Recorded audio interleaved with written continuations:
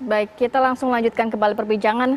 Saya mau ke Pak Heri. Pak Heri, mungkin ada keluhan begitu ya dari satu aspek ya ini bisnis transportasi umum yang tadi dijelaskan oleh Pak Steven. Kalau dari sisi Pak Heri sendiri, Pak, ini sejauh ini kan ada permintaan untuk pengkajian ulang. Akankah memungkinkan? Ya, Mbak Rati, saya rasa kita ini tidak berada pada pilihan yang baik gitu. Jadi kita itu memilih yang terbaik di antara pilihan-pilihan yang terburuk. Tentu saja semua mengandung konsekuensi, terutama konsekuensi ekonomi bagi industri yang memang sedang menikmati panen ketika masa mudik. Tapi kemudian kita juga harus berhitung apakah yang kita ambil ini kalau kita lihat dari sisi ekonomi atau biayanya juga akan sepadan misalnya kayak gitu. Karena kalau misalnya kita hanya melihat satu sektor, satu industri saja, mungkin kemudian berikutnya kita kewalahan menangani COVID-19 ini, tentu saja apa yang didapatkan tadi mungkin akan sia-sia. Jadi dalam situasi sekarang memang kita semua harus berkorban dan harus bersabar, tentu saja karena memang pandemi ini masih berlangsung dan semua orang sekarang sedang menyesuaikan diri mencari sebuah cara yang paling efektif kayak gitu. Dan sejauh ini permintaan pengkajian tentu saja akan bisa disampaikan ke kementerian-kementerian teknis ya. Dalam hal ini di Kementerian Perhubungan. Kita di Satgas ini hanya memberikan payung besar terhadap regulasi bagi kementerian teknis, tentu saja dengan pertimbangan-pertimbangan kesehatan yang sudah kita kaji secara matang. Oke, gugus tugas kan juga memiliki fungsi dan juga kewenangan untuk mengeluarkan surat edaran ya Pak Heri ya. Nah ini di dalam surat edaran ini apakah memang transportasi umum semuanya betul-betul mati suri artinya tidak beroperasi atau beroperasi tapi memang untuk hal-hal tertentu gitu, masyarakat tertentu saja yang boleh naik kalau di dalam surat edaran? Kalau dalam di surat edaran itu peniadaan mudik itu dan kemudian kalau kita lihat peraturan Menteri Perhubungan di bawahnya bahwa semua moda transportasi itu dihentikan pada periode 6 sampai 17 Mei.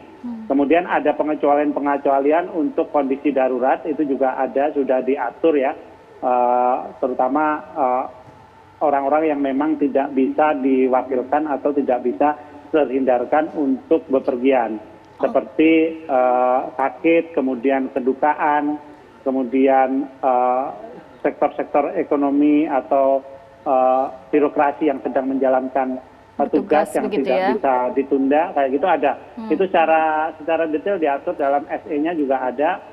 Kemudian dari sisi transportasinya di peraturan menteri itu juga diatur. Jadi memang dalam periode itu dihentikan sementara operasional transportasi. Pak Heri, kalau berkaca dari tahun lalu ini nampaknya banyak sekali begitu ya celah atau kelonggaran seperti kucing-kucingan begitu, baik plat hitam, cari jalan tikus, kemudian juga banyak hal-hal yang dilakukan. Apakah tahun ini dalam arti di satu sisi pelaku usaha sudah rugi, tetapi ternyata di sisi lain masih ada celah untuk pemudik ini bisa melakukan aktivitas mudik ke kampung halaman? Ya, kita belajar dari tahun lalu ya bagaimana pemudik itu mensiasati dan betapa kemudian pelarangan mudik ini dilakukan pun dalam survei Kementerian Perhubungan masih ada 11% warga masyarakat yang akan mudik. Nah ini membuat pihak-pihak yang terkait untuk mengantisipasinya. Di antaranya dari Korlantas Polri sudah menetapkan ada 333 ya kalau nggak salah itu checkpoint. Jadi mereka melakukan pendekatan yang persuasif dan humanis, kira-kira seperti itu.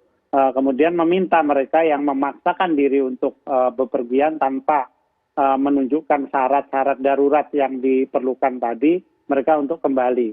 Ini benar-benar mudah-mudahan ini efektif ya. Dan saya rasa karena kita sudah belajar hampir 1 tahun, kita bisa tahu bagaimana celah-celahnya. Celah-celah itu yang memang dari awal kita concern untuk ditutup sehingga kemudian tidak menimbulkan semacam pelanggaran-pelanggaran yang tidak perlu dan menimbulkan protes di masyarakat. Termasuk pemudik yang mungkin lebih awal akhirnya berangkatnya begitu ya Pak ya?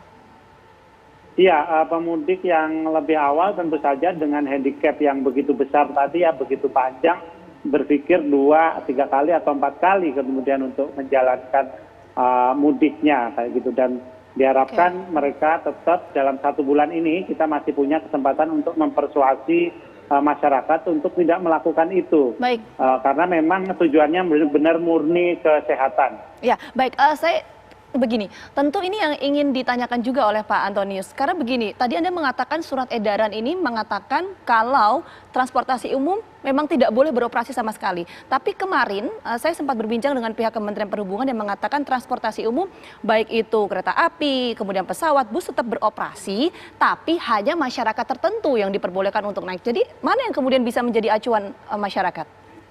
Iya, ya maksudnya itu operasi angkutan umum itu tidak dilaksanakan secara normal. Tadi itu diselenggarakan untuk tujuan-tujuan yang spesifik tadi. Ada misalnya artinya tetap izin. diperbolehkan masyarakat begitu ya, tapi Ya, untuk diperbolehkan tapi kondisi tertentu. dalam skala yang kondisi yang darurat tadi.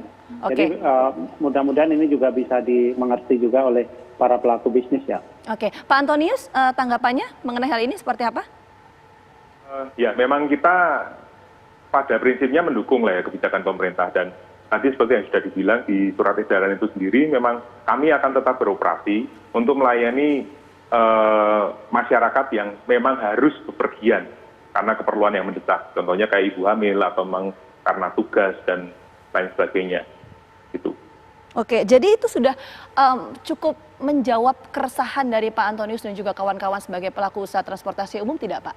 Ya tentu tidak, karena untuk operasional yang darurat seperti itu, kita paling hanya sekitar 10-20% dari kapasitas yang kami miliki. Jadi itu juga masih belum cukup untuk menutup operasional. Bahkan pada tahun lalu pun saat stop operasi kami juga diminta untuk operasi, tapi kenyataannya minus dijalani. Baik. Tapi karena mandat ya kita tetap jalan. Pak Steven, kalau melihat ini langkah atau apa upaya atau apa langkah akomodir yang perlu dilakukan pemerintah begitu? Kalau dari sisi pelaku usaha, pinginnya seperti apa sih? Oke, kalau dari kami saat ini memang kebijakan untuk mudik sudah ditiadakan dan itu sudah final, ya. Maka kami akan beralih ke masalah sektor keuangan. Jadi kemarin kita sudah rapat dengan Kementerian Keuangan juga dan dari OJK juga, dan rasanya kita belum bisa satu bahasa karena mereka mengatakan saat ini perbankan juga terdampak. Tadi Pak Heri pun bilang kita semua harus berkorban.